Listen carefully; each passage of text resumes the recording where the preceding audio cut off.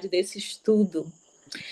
Quero lembrar a vocês que nós, a cada final, né, da aula, do tema que será abordado, nós estaremos enviando, todos que estão participando podem enviar suas perguntas para o chat e nós estaremos direcionando no final, caso haja perguntas, para que o pastor Daniel possa respondê-las, tá?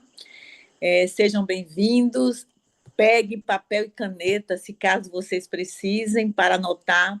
Eu acho que é muito importante a gente ter as nossas anotações para a gente ter, assim, condições, né, da gente estar até interagindo, fazendo algumas perguntas. Então, é importante que vocês estejam acompanhando também através do chat e também através das suas anotações, tá bom? Agora o pastor Daniel vai dar uma boa noite a vocês aí e vai fazer oração para, na sequência, começarmos o nosso estudo de hoje. Muito bem, boa noite a todos, sejam todos bem-vindos ao nosso estudo. Quero dizer para vocês que estou gravando essa aula, depois aqueles que quiserem, eu posso estar mandando o link da transmissão, tá bom? Não sei se alguém tem algum pedido, algum agradecimento, escreva no chat, que a gente também vai estar orando por esses pedidos e esses agradecimentos, tá bom? Então, feche seus olhos, vamos orar ao Senhor. Querido Deus, nós somos gratos a Ti, Senhor, porque estamos mais uma vez abrindo a Tua palavra, queremos que o Senhor fale conosco, que seja um momento de aprendizado, seja um momento de entrega, de descobertas, e que Teu Espírito Santo esteja nos conduzindo a cada momento. Amém. Permaneça conosco, nós oramos em nome de Jesus. Amém. Amém, amém. Muito bem, queridos, na semana passada, nós concluímos o tema 2, né? E hoje nós vamos começar o tema 3, o trono de Deus. Desde já eu quero parabenizar os que estão acompanhando esse estudo. Para nós é uma alegria muito grande ver você aqui junto com a gente, tá bom? Lembrando que eu prometi um certificado para todos aqueles que acertarem as perguntas que nós faremos no final, tá bom? Vamos fazer uma ou duas perguntas de cada tema, para não ficar muito longo, e depois faremos uma prova online. Você vai responder a prova, vai mandar a sua prova para mim. Todos aqueles que acertarem as provas, tirarem boas notas, a gente vai entregar um certificado, tá bom?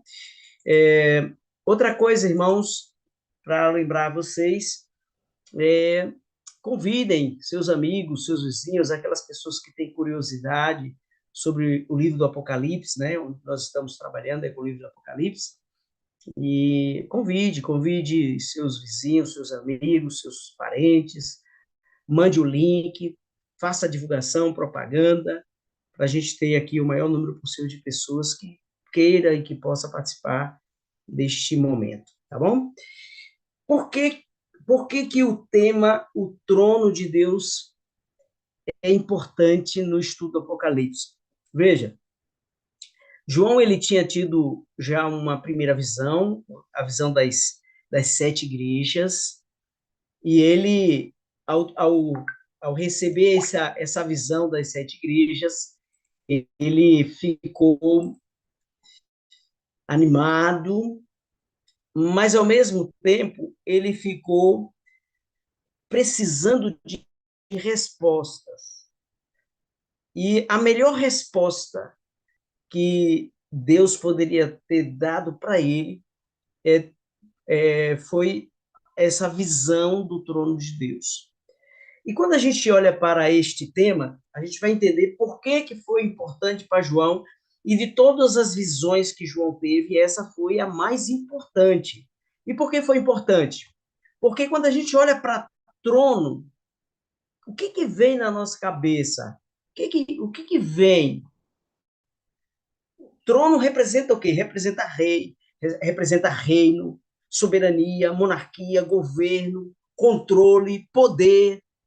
tudo é simbolizado por esta cadeira, né? Por este símbolo de autoridade, de poder. Então, trono representa tudo isso. E quando a gente olha para o cenário do mundo, quando a gente olha para o mundo, a gente vê assim, imagina a Primeira Guerra Mundial, onde tem uma estimativa que mais de 19 milhões de pessoas morreram. E a gente pergunta, quem está no controle disso? Quem está no controle? Quando a gente olha para a Segunda Guerra Mundial, foram mais de 83 milhões de pessoas mortas. E a pergunta é, quem está por trás disso? Quem está por trás dessas mortes todas? Não sei se vocês lembram aqui, em dezembro de 2004, aconteceu ali em Sumatra, na Indonésia, um dos maiores tsunamis da história. Devastou vários lugares. Mais de 226 mil pessoas foram mortas. E a pergunta continua: quem está no controle? Quando a gente olha para todas estas situações, quando a gente olha para todas estas pessoas, quando a gente olha para todos esse cenário, a pergunta que tem que vir na nossa mente é: quem está por trás de tudo isso? Quem está no controle? Quando a gente fala de controle, um homem que se destaca é Adolf Hitler. Ele queria ter o controle do mundo. Ele queria matar as raças que ele considerava raças inferiores para poder estabelecer o seu reino de pessoas melhores, na concepção dele, né? Os arianos, a raça ariana. E aí, por causa disso, ele exterminou uma quantidade muito grande de pessoas. Ele queria ter o controle, o domínio deste mundo, o poder deste mundo. Nós estamos tendo uma guerra agora, né? Estados Unidos está atacando lá o Irã, está atacando ali os Emirados Árabes, já recebeu apoio da França, já está ali mexendo com a Europa. E claro que a gente sabe que ali é uma grande fonte de petróleo e quem controla ali pode controlar o mundo. Quem quer controlar o mundo? Todo mundo quer controlar o mundo. Então, essa é a grande questão, né? Só que Apocalipse capítulo 4, verso 1, começa dizendo assim: olha a visão que João teve. Depois dessas coisas, olhei e eis não somente uma porta aberta no céu, como também a primeira voz que ouvi, como de trombeta, ao falar comigo, dizendo: sobe para aqui e te mostrarei o que deve acontecer depois dessas coisas. Então, o capítulo 4 já começa dizendo para João que João ia ver coisas que iria acontecer depois destas. E João precisava entender que isto era um convite de Deus. Vem, sobe até aqui, você precisa entender o que eu quero te dizer. E aí o verso seguinte diz assim, acompanha aí, Apocalipse capítulo 4, verso 2 e 3 diz assim: imediatamente eu me achei em espírito, e eis armado no céu um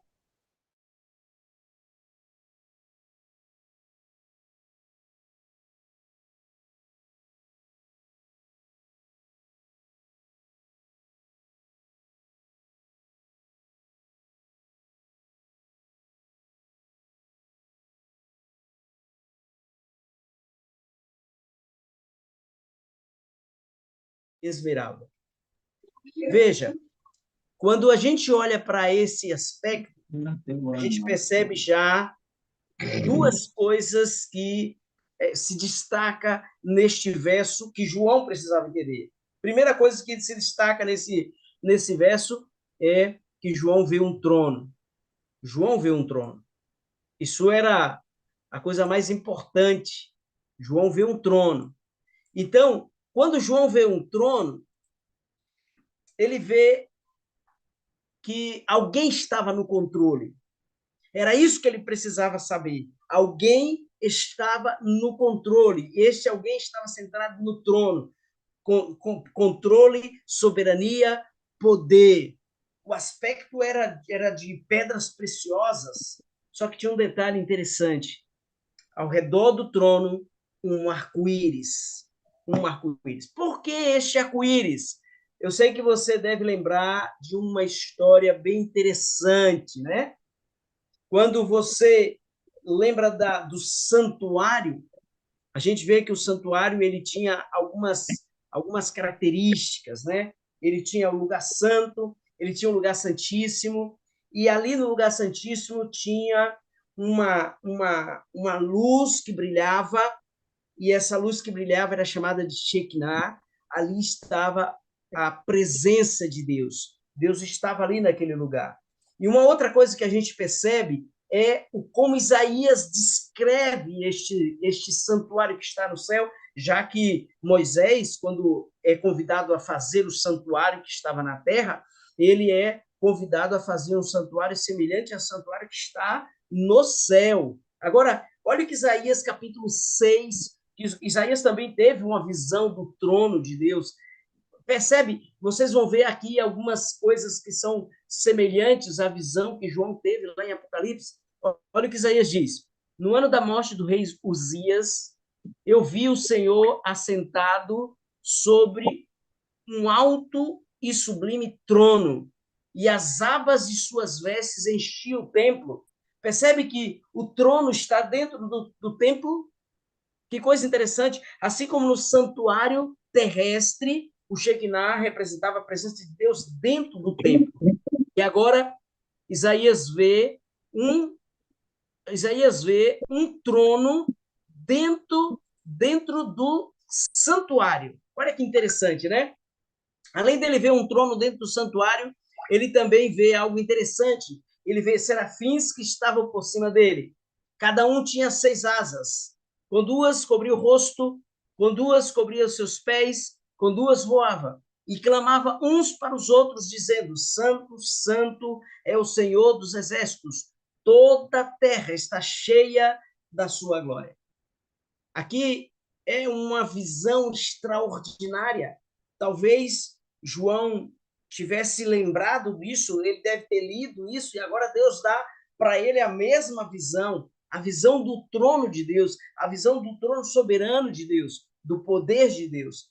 E é interessante que quando João vê este trono, ele percebe que Daniel também teve uma visão de trono. E olha o que Daniel diz lá em Daniel capítulo 7, 9 e 10. Continuei olhando, até que foram postos uns tronos, e o ancião de dias se assentou. Sua veste era branca como a neve, e os cabelos de sua cabeça como a pura lã.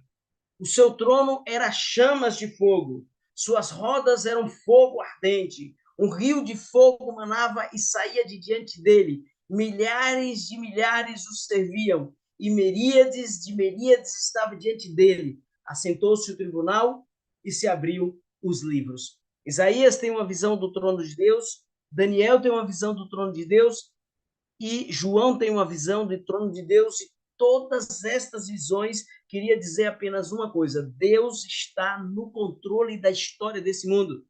Mesmo que você perceba que algumas coisas parecem estar fora de controle, mesmo que você olhe para ao seu redor e veja desastres, veja catástrofe, veja, mas Deus está no controle.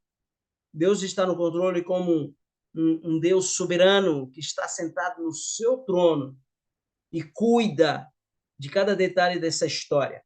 Então, João, ele tem essa visão do trono. Ele viu o trono, alguém assentado no trono, ele viu um arco-íris. Quando a gente fala de arco-íris, você deve lembrar da história do dilúvio, né? E quando você olha para a história do dilúvio, você vê que na história do dilúvio, quando as águas se secaram, quando você vê que a Noé e sua família saem de dentro da arca, você vê um arco-íris. E o que significa esse arco-íris? Era uma promessa. Deus tinha feito uma promessa para Noé. A promessa que Deus estava fazendo para Noé é: nunca mais irei destruir a terra com água. Então, arco-íris para Noé era um símbolo de promessa, de uma promessa feita por Deus. E cada vez que a chuva caía, principalmente os descendentes próximos de Noé, cada vez que a chuva caía, eles olhavam para o céu, Deus mostrava o arco-íris, eles ficavam tranquilos. Não vai ter outro dilúvio.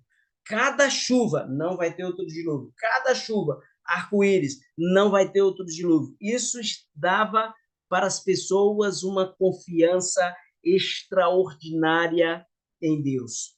Uma confiança extraordinária em Deus. E até hoje, cada vez que a gente vê um arco-íris, a gente tem que lembrar dessa promessa que Deus fez para Noé. Agora, e o arco-íris no trono de Deus? Sabe o que significa? Significa que que Deus também fez uma promessa para os seus remanescentes. Ele prometeu que um dia vai voltar, ele prometeu que um dia vai estabelecer o seu reino, ele prometeu que um dia ele iria colocar o seu trono, e nós precisamos confiar também nessa promessa de Deus. Porém, arco-íris também significa mais do que promessa. Significa, de acordo com o Salmo 97:2, justiça e misericórdia são a base do trono de Deus. É por isso que o arco-íris está ali.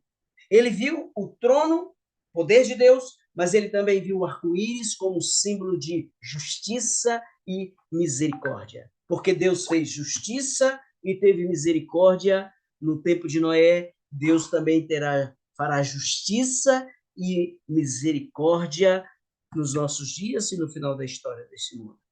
É por isso que justiça e misericórdia faz parte do trono de Deus. E João precisava ver este arco-íris, e o arco-íris que João vê no trono de Deus significa a sua justiça e a sua misericórdia. É interessante que, normalmente, o ser humano quer fazer justiça, só que a justiça do ser humano não é misturada com misericórdia.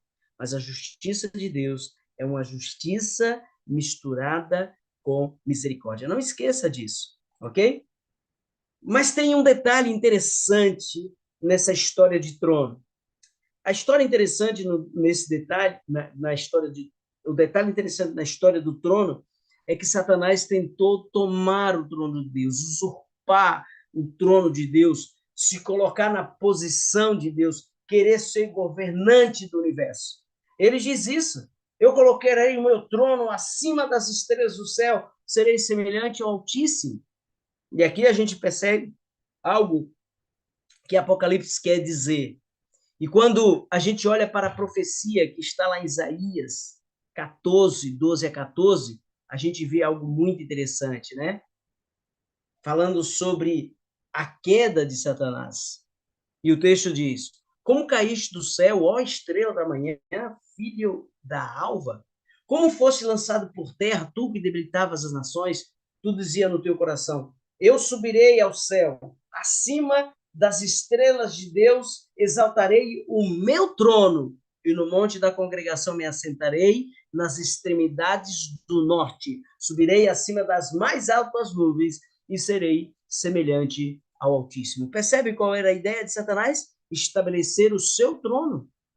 Porque Deus é o soberano do universo, Deus está no seu santo templo, Deus está no seu trono, como Isaías viu, sentado no seu trono dentro do seu santuário. E agora Satanás quer tirar o trono de Deus. Eu quero abrir um parênteses aqui para trazer uma informação que talvez seja curiosidade, uma curiosidade que talvez seja novidade para alguém que está me ouvindo aqui, tá bom? Você sabia que a palavra Lúcifer não existe na Bíblia? Que interessante, não é? Embora nós usamos muito essa palavra, né? Lúcifer, Lúcifer. Mas o nome Lúcifer, a palavra Lúcifer, não tem na Bíblia. Então, biblicamente, é um nome que não existe. Ok? Não existe o nome Lúcifer. Você pode procurar a Bíblia toda, nos 4 cantos da Bíblia, você não vai encontrar o nome Lúcifer. E por que nós usamos o nome Lúcifer, pastor? É interessante, não é? Um padre chamado Ambrósio, ele estava fazendo a tradução da Bíblia para o latim, e ele encontrou esse texto aí de Isaías. Claro, ele, a equipe dele e tal. Então, ele encontrou esse texto na, em Isaías, e quando ele foi traduzir a palavra filho da alva, e filho da alva no latim soa parecido com a palavra Lúcifer. E aí ele colocou o nome Lúcifer no lugar desta filho da alva. Só que a palavra Lúcifer significa filho da luz. Filho da luz. E Satanás não tem nada a ver com luz. Esse nome não combina com ele. Esse nome não é dele. Esse nome não é para ele. É por isso que um homem lá na Europa tentou colocar o nome do seu filho Lúcifer. Foi uma briga na justiça terrível. Mas a palavra Lúcifer foi tirada daqui desse texto. É só uma curiosidade, tá bom? Falando sobre o trono de Satanás, Ezequiel também ele entra nesse debate e ele diz assim lá em Ezequiel 28, 13 a 16. Estiveste no Éden, jardim de Deus. Eu te coloquei como querubim da guarda. Estiveste sobre o monte santo de Deus, andastes no meio das pedras afogueadas. Perfeito era nos teus caminhos desde o dia em que foste criado, até que em ti se achou iniquidade. O teu coração se encheu de violência e pecastes, pelo que te lancei profanando fora do monte de Deus. Então veja, aqui está a queda de Satanás. Aqui está o problema dele, né? Como ele foi lançado por terra. E aí, claro, Satanás foi expulso do céu. E quando Satanás foi expulso do céu, ele foi lançado por terra. É bem verdade, e eu creio que ele tentou vários mundos, né? Mas ele chegou aqui na terra, e quando ele chegou aqui na terra, Deus tinha criado um mundo perfeito para dar para Adão e Eva, e infelizmente nossos primeiros pais caíram na tentação de Satanás e foram expulsos do jardim. E aí entra um problema, irmãos. E aqui está a questão da grande controvérsia. Aqui está a questão do grande conflito, e o grande conflito começa aqui. Percebe? Por quê? Porque quando a gente olha para este quadro, Deus ele tinha deixado Adão e Eva como dominadores deste mundo. Ele tinha o domínio do mundo. Deus disse isso para Adão: você vai ter domínio, você vai dominar sobre as aves do céu, sobre os peixes da terra, você vai ter domínio, você vai ter completo domínio sobre a terra. Só que quando Adão peca, e Adão peca consciente, ele perde o domínio. E quando ele perde o domínio, e aí agora acontece algo terrível. Satanás se torna o príncipe deste mundo. João 12, verso 31 diz assim: chegou a hora de ser julgado este mundo. Agora será expulso o príncipe deste mundo. Aqui está aquilo que o próprio Jesus disse. Adão perdeu o domínio. Adão perdeu completamente o domínio. E agora, Satanás passa a ter o domínio deste mundo, o controle, ele passa a dominar. É por isso que tantas coisas ruins acontecem, porque ele se tornou o príncipe deste mundo. Percebe? E claro, como ele é o príncipe deste mundo, ele também tem o seu trono. E a gente viu isso lá na lição 2, no tema 2, que lá em Apocalipse capítulo 2, verso 13, falando para para a igreja de Esmirna, disse: eu conheço o lugar em que habitas, onde está o trono de Satanás. Percebe? Por quê? Porque Satanás agora tem o domínio. Por quê? Porque o texto termina dizendo: é onde Satanás habita. Aonde Satanás habita. Aqui está o grande problema da grande controvérsia. Muito bem, mas além do trono de Deus, João também viu 24 anciãos. Apocalipse capítulo 4, verso 4 diz: ao redor do trono há também 24 tronos, e assentados neles 24 anciãos, vestidos de branco, em cujas cabeças estão coroas de ouro. E aí vem a pergunta que muitos me fazem: quem são estes 24 anciãos?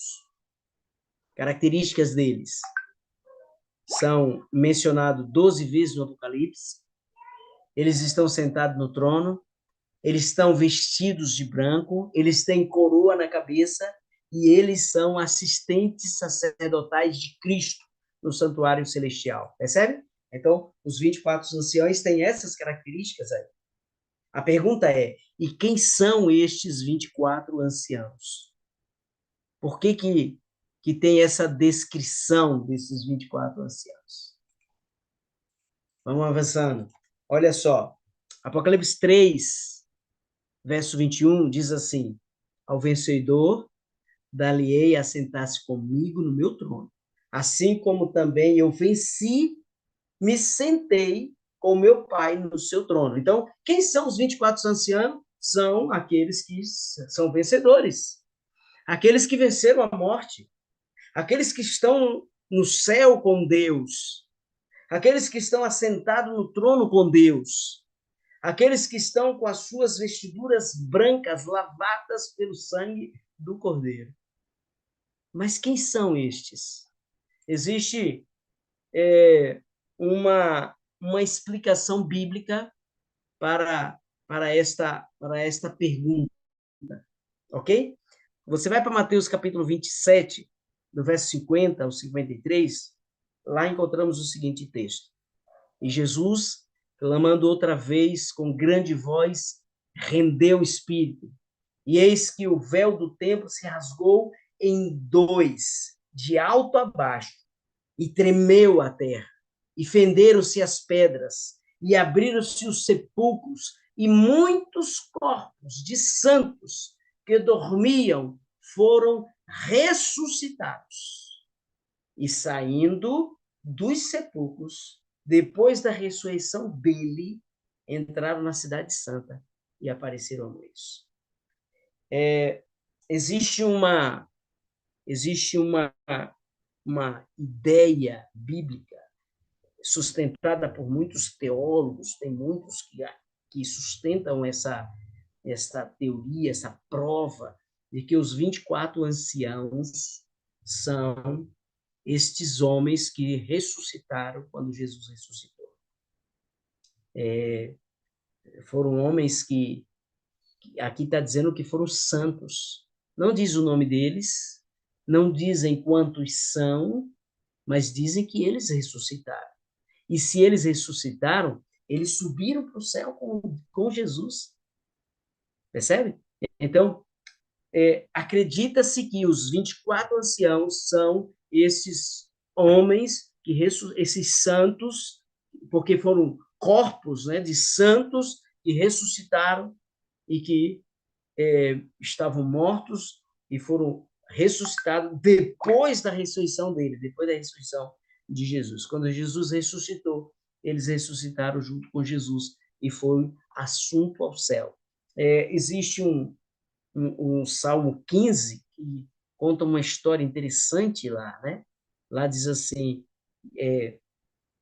um grupo de anjos estão conversando com outro grupo de anjos e um grupo de anjos diz assim, quem abrir as portas dos portais eternos para que entre o Rei da Glória. E os de lá de dentro já sabiam que era Jesus vindo com esses que foram ressuscitados, respondem, mas quem é este Rei da Glória? E aí os anjos que estão com Jesus dizem assim, é aquele que venceu e vem com a sua coroa para reinar, para viver a eternidade. Olha que coisa majestosa, né? E aí nós temos os 24 anciãos que foram ressuscitados na ressurreição de Cristo e foram recebidos no céu quando Jesus entrou lá.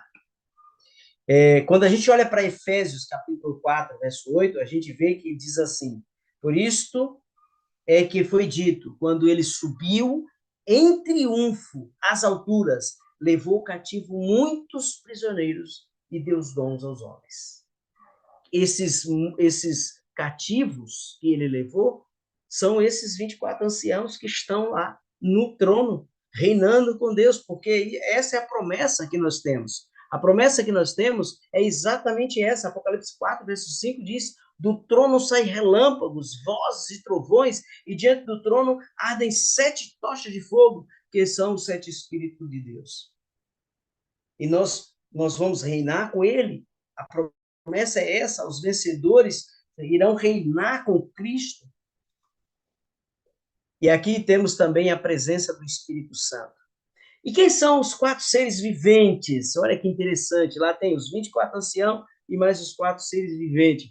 Apocalipse capítulo 4, verso 6, diz assim, há diante do trono um como que mar de vidro, semelhante ao cristal, e também no meio do trono e à volta do trono 4 seres viventes cheios de olhos por diante e por detrás. O primeiro ser vivente é semelhante ao leão, o segundo é semelhante ao novilho, o terceiro tem um rosto como de homem, e o quarto ser vivente é semelhante à águia quando está voando. Olha que interessante. Então, aqui nós temos os 4 seres viventes e temos as características de cada um deles. E o texto continua dizendo, Apocalipse 4, versos 6 e 7, dizendo, e aos 4 seres viventes, tendo cada um deles 6 asas, estão cheios de olhos ao redor e por dentro, e não tem descanso nem de dia nem de noite, proclamando, santo, santo, santo é o Senhor Deus, o Todo-Poderoso, aquele que era, que é e que há de vir. Ezequiel, quando estava tendo essa mesma visão do trono de Deus, ele vê esses 4 seres viventes com características semelhantes, mas tem uns detalhes que Ezequiel coloca que João não coloca lá. E aqui diz assim, olhei e eis que uma grande nuvem com fogo a revolver-se. Mesmo fogo, aqui trono, aqui fogo, lá também fogo. E no meio disso, uma coisa como um metal brilhante que saía do meio do fogo. Do meio dessa nuvem saía a semelhança de 4 seres viventes. Percebe? Os mesmos 4 seres viventes que João vê, Ezequiel também vê. E olha como são as características desses animais. A forma dos seus rostos eram como de homens, rosto de leão, rosto de boi e também rosto de águia. Exatamente os mesmos seres que João vê na sua visão do trono de Deus. Interessante, não é? Agora, quando a gente olha para o santuário, a gente vê que as tribos ficavam em volta do santuário e cada uma das tribos levava uma bandeira. E cada bandeira representava um animal. Olha que interessante, você sabia disso?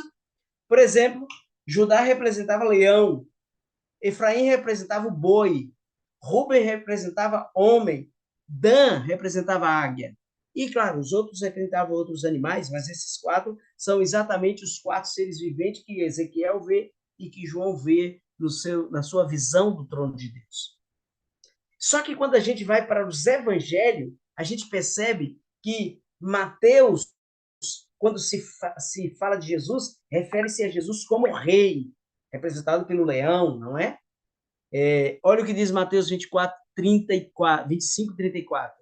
Então, dirá o rei aos que estiverem à sua direita. É como Mateus vê Cristo como rei, soberano. E por cima de sua cabeça puseram escrito a sua acusação. Este é o rei dos judeus. Então, Mateus representa e descreve Cristo como rei. Quando a gente vai para Marcos, Marcos é um servo, igual um boi. E na maioria das vezes que Marcos vai descrever Cristo, ele representa Cristo como servo.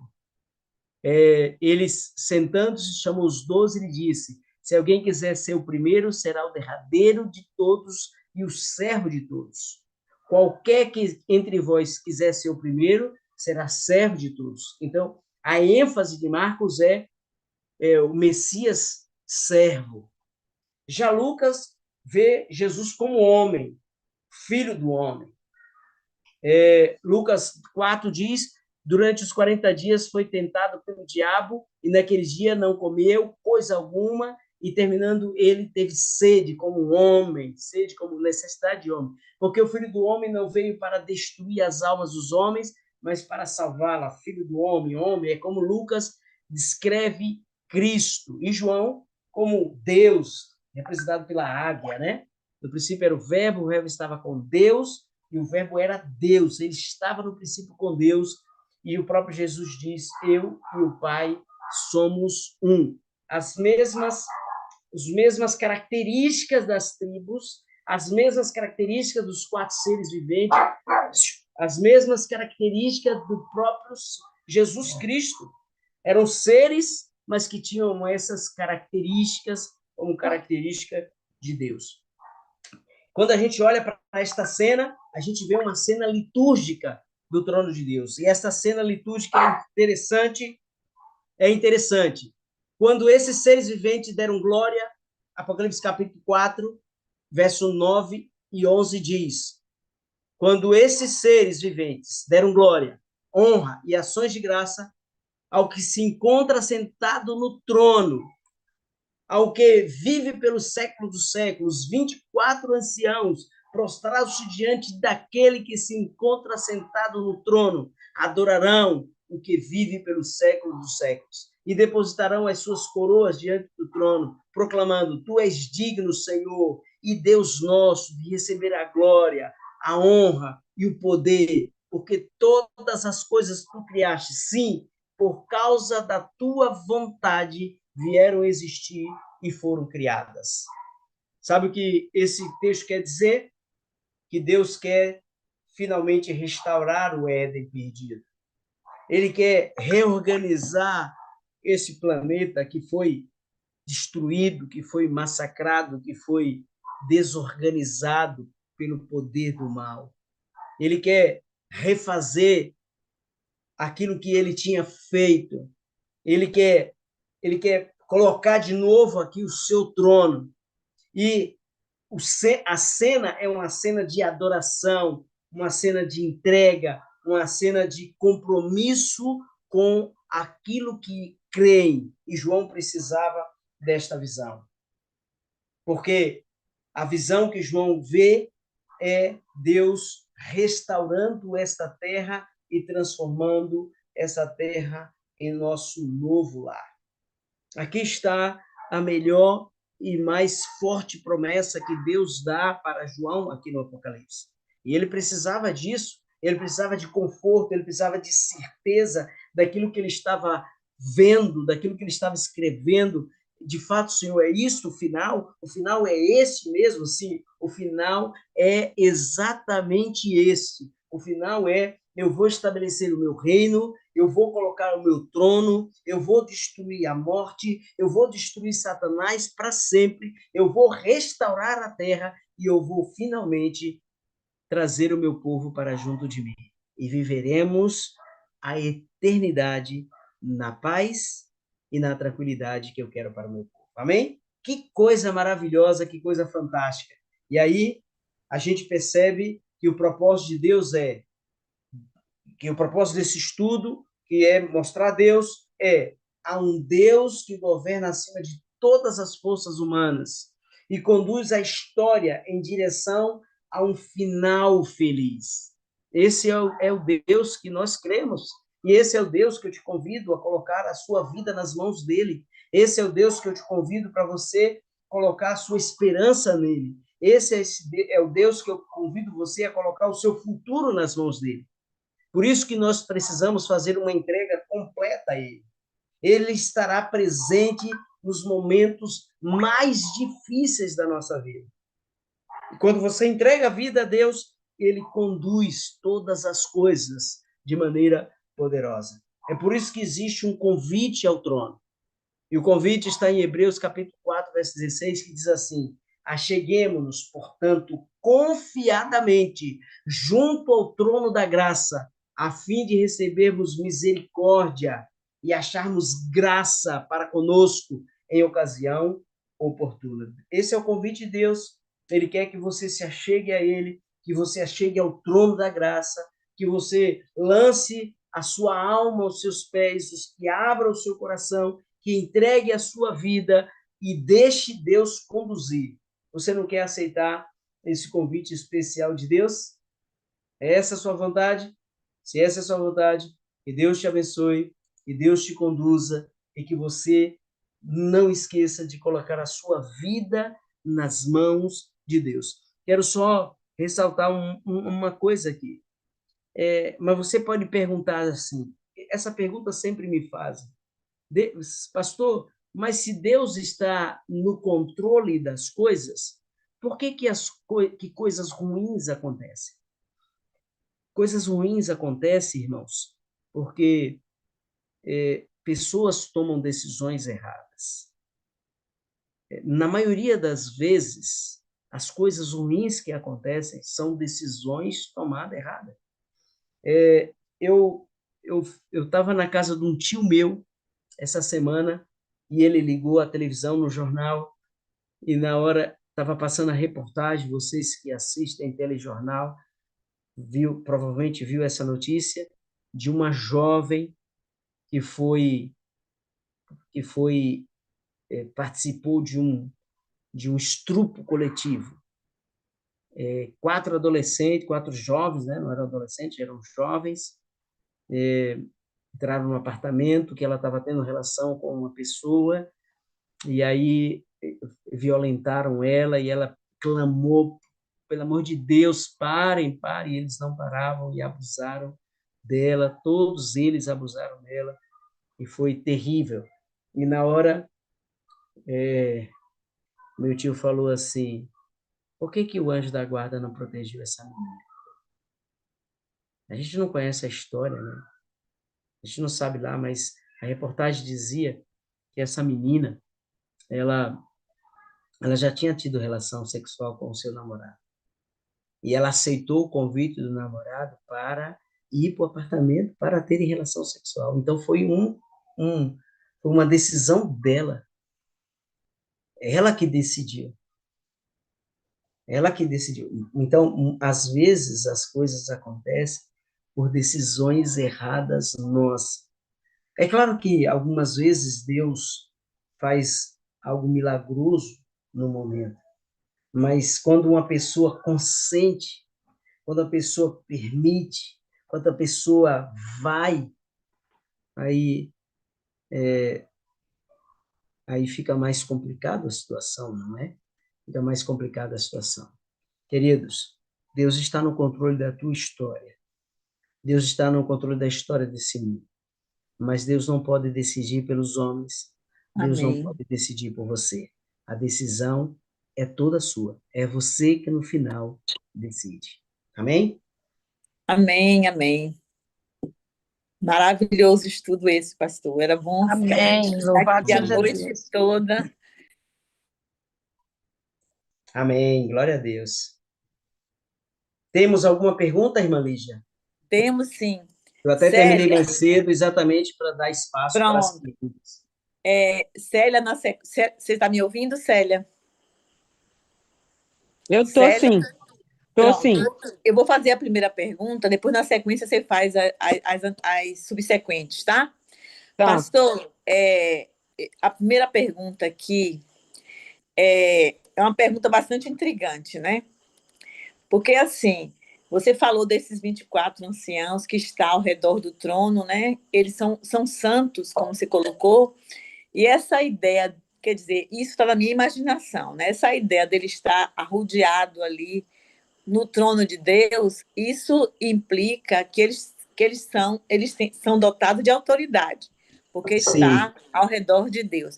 Embora a Bíblia não fale que esses 24 anciãos vão julgar os ímpios, né?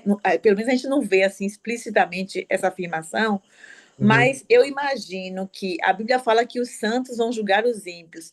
será que juntamente com esses santos que simbolizam o povo de Deus, esses anciãos, não existe uma margem para a gente interpretar que esses anciãos também julgará juntamente com esses santos, que é a igreja Veja, de Deus?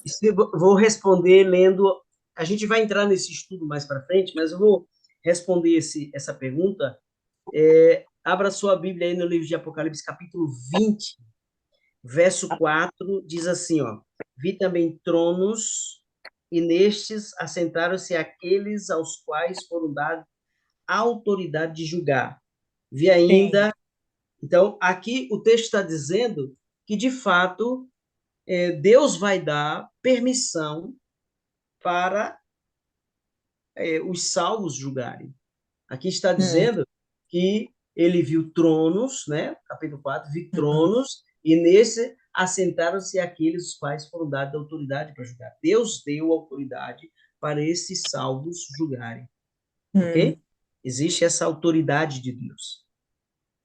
Não sei se respondi a Ok, tua pergunta. ok. Ok. Célia, pode continuar as perguntas aí do chat. Aí tem a segunda pergunta que fala assim, ó: esses anciãos também julgarão os ímpios? Na verdade, eu queria saber quem são esses 24 anciãos. Aí tem a Célia, segunda na pergunta. verdade, Célia, só um minutinho. Essa pergunta aí já foi feita, o pastor acabou de responder. Você vai na sequência da segunda pergunta. Aí a terceira pergunta, a quarta pergunta fala assim, ó: os 24 anciãos representam a igreja Israel ou Isso. ambos? É. Esses 24 anciãos, de acordo com o estudo que nós fizemos hoje, esses 24 anciãos são aqueles que ressuscitaram quando Jesus ressuscitou. Então, provavelmente foram os heróis da fé do Antigo Testamento. Entendeu? Não é nem pode ter sido Israel antigo, né? Talvez os 12 principais personagens bíblicos do Antigo Testamento, provavelmente, né? Ô, A pastor, Bíblia esse é um. ela não diz, tem coisas que não é clara, né? Não está Hum, claro na Bíblia, só dá pista. Então, a gente não sabe quem são, quais são os nomes deles, mas pelos textos que nós lemos hoje, a gente sabe que foi pessoas que ressuscitaram quando Jesus ressuscitou. E o Efésios diz que 4:8 que a gente leu, que quando Jesus foi levado ao céu, ele levou cativo aqueles que estavam cativos, que eram aqueles que estavam presos pela morte. Então Jesus levou para o céu. E quando a gente vai para, embora a gente não está no estudo aí, mas se você for para Salmo 15, se você abrir aí a sua Bíblia em Salmo 15, você vai ver que existe esse diálogo, né? Existe esse diálogo entre deixa eu ver se é Salmo 15. Eu falei Salmo 15, mas eu acho que não é Salmo 15, não. Deixa eu só ver aqui. Salmo 24, me perdoe, só corrigindo aqui. Salmo 24. Salmo 24, a partir do verso 7, diz assim, ó: levantai, ó portas, as vossas cabeças, levantai-vos, ó portais eternos, para que entre o Rei da Glória. Quem é o Rei da Glória? O Senhor forte e poderoso, o Senhor poderoso nas batalhas. Levantai, ó portas, as vossas cabeças, levantai, ó portais eternos, para que entre o Rei da Glória. Quem é o Rei da Glória? O Senhor dos Exércitos, o Rei da Glória. Então, esse diálogo aqui é Jesus entrando no céu com esses 24 anciãos que ressuscitou com ele quando ele ressuscitou, ok? Veja, são seres, né? Ali diz 24 anciãos. Não tem outro lugar na Bíblia onde descreve esses 24 anciãos, só lá no Apocalipse. E o único lugar que diz que pessoas ressuscitaram quando Jesus ressuscitou foi lá em Mateus, que fala que eles ressuscitaram. Então a gente liga uma coisa com a outra, embora não tenha nome nenhum na Bíblia de nenhum deles, a gente não sabe quem são, a gente sabe que eles estão ali e eles têm essa autoridade para julgar. Então, se são a igreja, Israel ou ambos, eu digo que seria figuras do Israel do Antigo Testamento. Ok, próxima pergunta, Célia. Aí fala assim, ó. O que essa cena do céu nos ensina sobre como deve ser a verdadeira adoração Essa Aqui na pergunta Terra. é muito boa, porque quando você vai lá para Apocalipse capítulo 4, e na aí terra? você percebe que existe uma liturgia de santidade.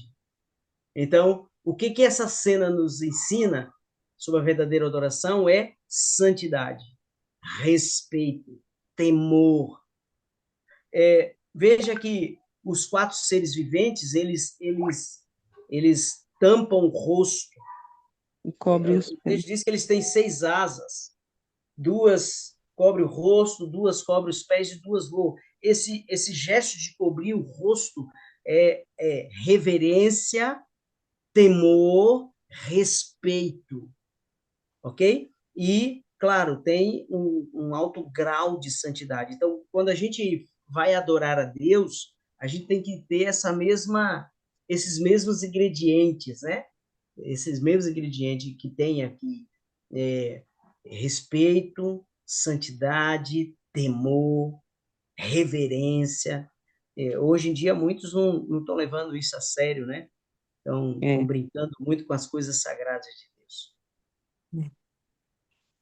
Próxima pergunta, Célia. Aí tem uma pergunta que fala assim, ó, se o céu gira em torno da adoração ao trono de Deus, será que nossa vida hoje também está centrada nisso? Nisso o quê? Na adoração ou no trono? Colocou assim, está centrada nisso. Não, Se o céu, como é que se o céu gira em torno se o céu da gira adoração em ao torno da trono? Isso. adoração É, ao trono de Deus, será que nossa vida hoje também está centrada nisso? Fizeram deveria. uma pergunta assim, meio que pessoal, Não, né? não, eu entendi a pergunta. Deveria. Entendeu? Nossa vida deveria ser uma vida de entrega diária a Deus, de respeito, de, de reverência diante de Deus. Cada vez que você vai fazer um culto familiar, cada vez que você vai fazer a sua meditação matinal, a sua meditação pessoal, cada vez que você está adorando em um templo, você tem que ter esses ingredientes, né, de reverência, de respeito, de santidade, de temor ao Senhor. Então, essa mesma ideia deveria estar centrada em nós hoje. Nós deveríamos ter esse mesmo comportamento. Só que muitos não têm, né? Muitos levam a coisa muito na brincadeira, não tem muito respeito, não tem muita reverência. Então, esse deveria ser, de fato, algo que nossa vida deveria ser centrada nisso também. Na verdade, né, pastor? Deveria Né? ensinar as crianças, desde a tenra idade, a reverência a Deus, né? Porque as mães, eu vejo na igreja, as crianças comendo dentro da igreja, sabe? Fazendo da igreja um parque de diversões, na verdade. E não é um lugar sagrado, né? Eu acho que as mães não deveriam dar comida para a criança dentro da igreja, nem deixar brincando, correndo no púlpito, que é um lugar sagrado, sabe? Eu acho que deve. As roupas, até as roupas hoje que colocam nas crianças hoje, roupas de adulto e roupas de fantasia de super-heróis, sabe? Muitas vezes para ir até para a igreja. Então, eu acho que deveria ensinar a criança na tenra idade a adorar a Deus, já ter reverência e saber que o lugar onde ela vai é um lugar sagrado, né? Para aprender a ter reverência. Exatamente, concordo contigo. Ok, pastor, o senhor quer fazer alguma consideração final aí antes de fazer a oração? Eu gostaria de falar para todos vocês que estão me ouvindo que, de fato, a coisa mais importante para nós é compreender duas coisas. Primeiro, que Deus está no controle das coisas. Então, essa é a primeira coisa que a gente tem que ter em mente. Deus está no controle das coisas. mesmo que a gente não entenda, mesmo que as coisas não aconteçam do jeito que a gente quer, mesmo que a gente, mesmo que coisas ruins aconteçam, mas Deus está no controle da história, Deus está no controle da vida daquele que entrega a vida nas mãos dele. Então, essa é a primeira coisa que eu quero deixar para nós, né? Para nós como reflexão e meditação. A segunda coisa é que a adoração é algo muito sublime, algo muito sério, algo muito importante e exige cada uma dessas coisas, né? Reverência, respeito, autoridade, né? Santidade. Afinal de contas, Deus é um Deus santo, né? Essas são as minhas considerações. Amém? Ok. Você pode dar pelo menos uma dica aí, pastor, para a gente? Nós ficamos ansiosos para saber o tema da próxima aula. Pronto, já digo já. Tema 4, próxima aula, vou colocar no telão agora. E esse próximo tema, eu não quero que ninguém perca, porque ele é muito bom e tem muita gente que tem dúvidas sobre ele. Tá aqui, ó, próximo tema, os 7 selos, tá bom? Você é nosso Ok. convidado especial, convide as pessoas para assistirem toda quinta, às 20 horas, nós estamos aqui para falar sobre esse estudo interessante do Apocalipse. Então, os 7 selos.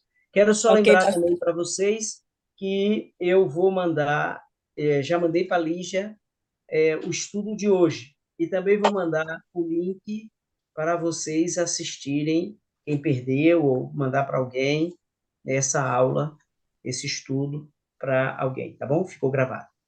Amém? Ok, pastor. Então pode fazer a oração para a gente concluir. Muito bem.